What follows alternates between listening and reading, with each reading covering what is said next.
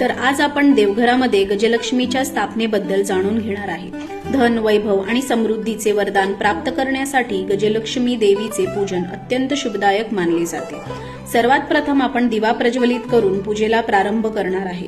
इथे आपण एक चौरंग घेतलेला आहे, तर सर्वात आधी आपण लक्ष्मी मातेची पूजा करणार आहे। कलशावर आपण कुंकवाने कमळाची आकृती काढून घेणार आहे। कमळाचे फूल माता लक्ष्मीला अत्यंत प्रिय आहे।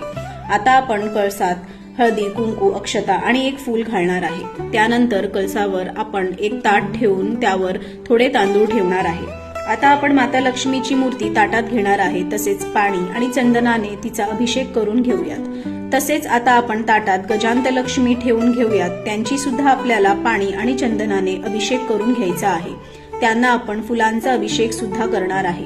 त्यानंतर कळसावर नवीन ताट ठेवून त्यावर तांदूळ मांडणार आहे। तांदळावर आपल्याला माता लक्ष्मीची मूर्ती विराजमान करायची आहे आणि तिला आपण अष्टगंध, हळदी, कुंकू लावून वस्त्र घालून घेणार आहे। आता महालक्ष्मीच्या बाजूला आपण एकासमोर एक गजांत लक्ष्मी विराजमान करून घेऊया आणि त्यांना आपण अष्टगंध, हळदी, कुंकू लावून घेणार आहे।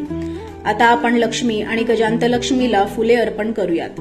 गजलक्ष्मी देवीच्या पूजनाने मान, सन्मान, यशप्राप्ती होते। आपण दररोज करत असलेले कष्ट, मेहनतीला गजलक्ष्मी देवीच्या पूजनाने पाठबळ मिळून उद्योग व्यापारात प्रगती होऊ शकते असे म्हटले जाते।